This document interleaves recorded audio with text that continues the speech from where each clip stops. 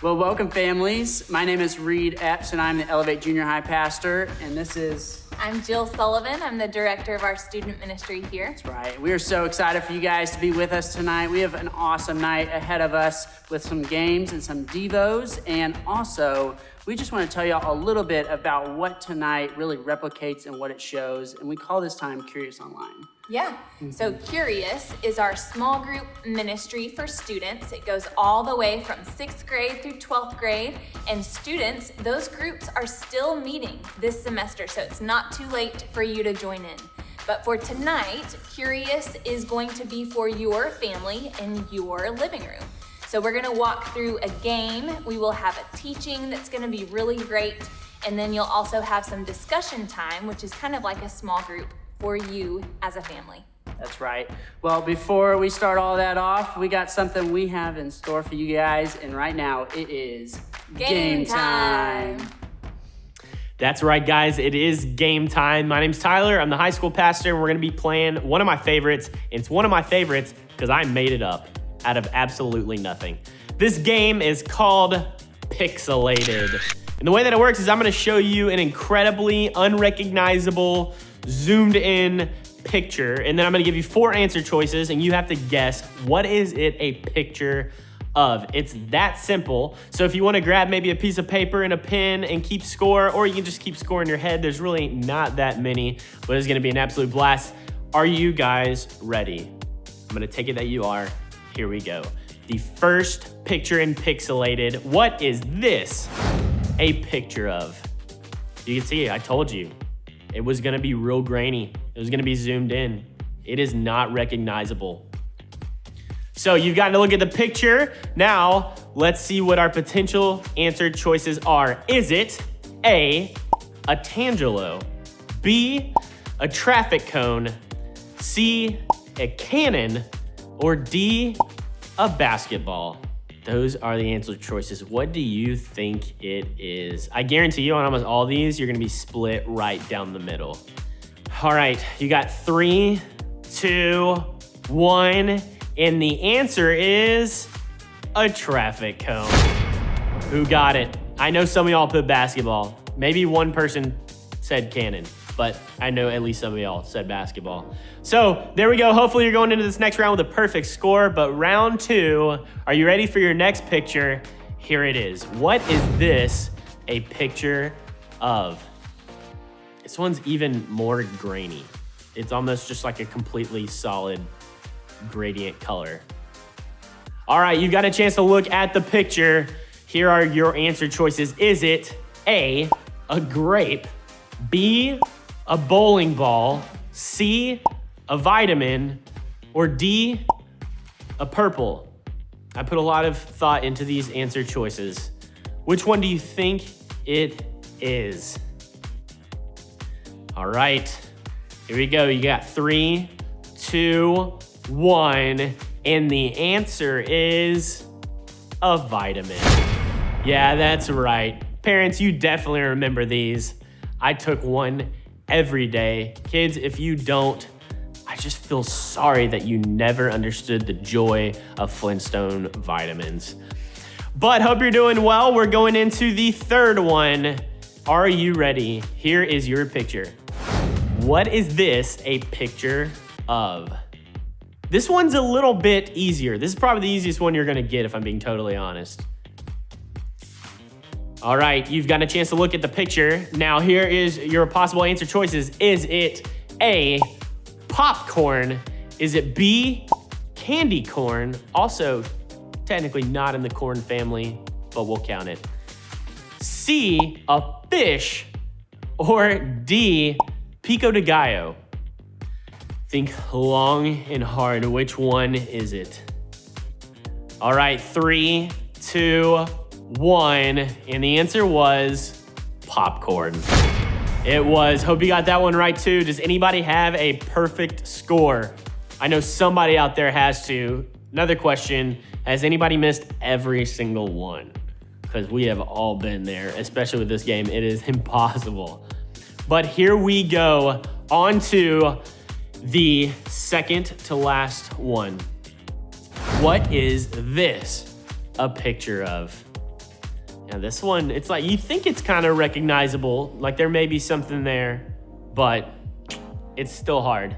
All right, here we go. Your answer choices are, is it A, turkey giblets? Again, I thought long and hard about this. B, sandals. C, a human. Or D, Kentucky. Just the entire state. Which one do you think it is out of those four? This is where people are gonna start to get separated. The winner is gonna start to really, really peel away here. And the answer choice that was correct is a human. That's right, moving on to the last one. Here we go, who's gonna win, who's gonna take it home? Here is your last picture. What is this a picture of? All right, you've gotten to look at the picture, and I'm just gonna raise the stakes a little bit here. Actually, whoever gets this one right in your family gets to do no dishes for an entire year. And that is Faith Bridge approved, so you can't argue it or go against it, sorry. But here we go. What are the potential answer choices? Is it A, Jill Sullivan, B, turkey giblets, was copy paste, C, a saxophone strap, or D, a diagram explaining underground hydraulic fracturing in a drilling excursion? Which one of those do you think it is? No dishes for a year. This could be the one also that makes you the winner of your entire family. All right, 3, 2, 1, and the answer is a balloon. Psych. Like you're not gonna have to do dishes. We've all had to do dishes, all right? Just serve your time. Do the dishes with a smile on your face. Hey y'all, it was a ton of fun playing Pixelated with you guys. Thank you for tuning in. Now we're gonna head over to Missy with our devotional tonight from the book of Mark. So I'm gonna send it over to Missy, and thank y'all for being here. Well, thank you, Tyler. That was a very interesting game. Appreciate you bringing that to us. Well, today we are going to be reading from Mark chapter 5. So while you're grabbing your Bibles and getting there, let me tell you, my name is Missy Kern, and I am the small group coordinator for SFM. And I'm super happy to be with you guys again. So our reading that I'm so excited about comes from Mark 5, and we're going to start in in verse 24 and read through 34. So hopefully you're there. I'm going to go ahead and start reading. Here we go. So Jesus went with him. A large crowd followed and pressed around him. And a woman was there who had been subject to bleeding for 12 years. She had suffered a great deal under the care of many doctors and had spent all she had, yet instead of getting better, she grew worse. When she heard about Jesus, she came up behind him in the crowd and touched his cloak, because she thought, if I just touch his clothes, I will be healed. Immediately her bleeding stopped, and she felt in her body that she was freed from her suffering. At once, Jesus realized the power had gone out from him. He turned around in the crowd and asked, "Who touched my clothes?" "You see the people crowding against you," his disciples answered, "and yet you can ask, 'Who touched me?'" But Jesus kept looking around to see who had done it. Then the woman, knowing what had happened to her, came and fell at his feet, and trembling with fear, told him the whole truth. He said to her, "Daughter, your faith has healed you. Go in peace and be free from your suffering." Oh man, I love this story. I think the reason I love it, well, there's lots of reasons I love it, but I think the biggest reason, the main reason why I love it is because of this woman's faith. But let's talk about this woman for a second. Here's a woman who had been suffering for 12 years. 12 years. And the way that she was suffering, it made her unclean. So she wasn't really allowed to be around people. She was unclean. But her suffering, 12 years of suffering, think about that, how frustrated she must have been. I think about the women that probably came around her and said, oh, you should try this, or have you done this, or you're probably suffering because of this. She had probably tried several different things, lots of pieces of advice that she had been given that didn't work. And then she went to doctors. And maybe this has happened to you. Went to a doctor with a sickness and the doctor's like, I don't know. But she went to many doctors and she had spent everything she had going to these doctors, but to still not have an answer. I mean, how hopeless would that be? I can't imagine that.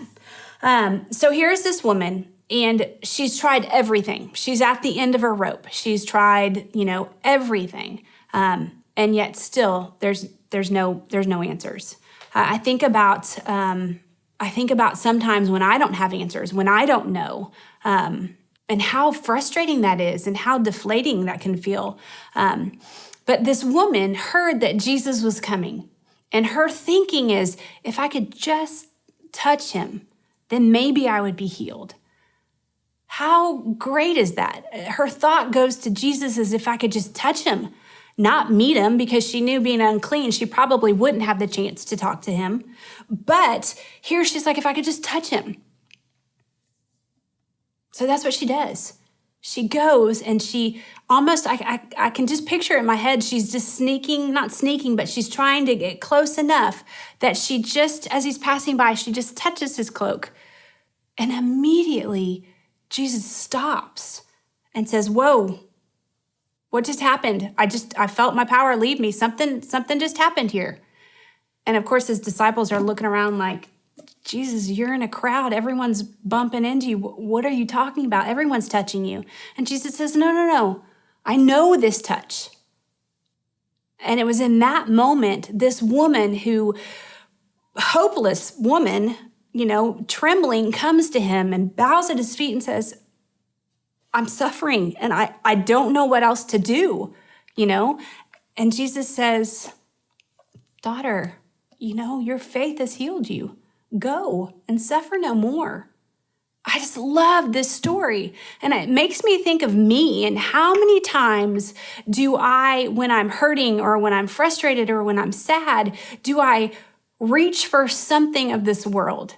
Do I reach for, maybe it's the remote to watch that Netflix show again and again, or maybe I reach for the macaroni and cheese in the refrigerator, because that's going to make me feel better. And it usually does for a little bit, but, or online shopping, or I turn to my friends and I just vent to my friends. And those things they make me feel better just for a moment, but it doesn't last. That hurt is still there. That suffering is still there. So I guess my question is, why don't we reach out and try to touch Jesus first? Why isn't he my first person I go to? So often I think of him when nothing else works, like this woman. And I think, I need to go to Jesus first. I need to reach out and touch him first, because I know that his healing is the ultimate. And I guess that's my prayer for all of us in this season where, there is hurting. There's lots of hurts. Who are we turning to? Are we thinking we can do it? Are we turning to friends? Who are you turning to? Friends, I just encourage you to reach out and touch Jesus so that he can look at you and say, daughter or son, your faith has healed you. Go and suffer no more. That's my prayer for us. Gosh, thanks for listening. I love that story. I'm going to turn it over back to Reed and Jill, and thanks for listening. Well, thank you, Missy, for that awesome word. Man, that is so great. I think about where we are reaching for, and I think about my life. I think about the friends that maybe I'd be reaching for before Jesus, or the social media that I'd be looking for. I just think it's such a great takeaway to think about as I go through this week. Yeah, and I like that it's different for every person, Yeah. Which hopefully means that your family discussions will be very active, because every person is going to have a different answer for your discussion.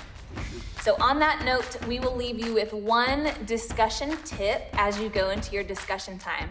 And that is, when people are sharing, and maybe when they feel the boldness to actually speak up and say something, take a minute to affirm that or acknowledge the fact that they answered and say, that's an awesome answer, Reed. I didn't know that about you, or whatever the answer is, because it could have been a big step for that family member to even share something to begin with.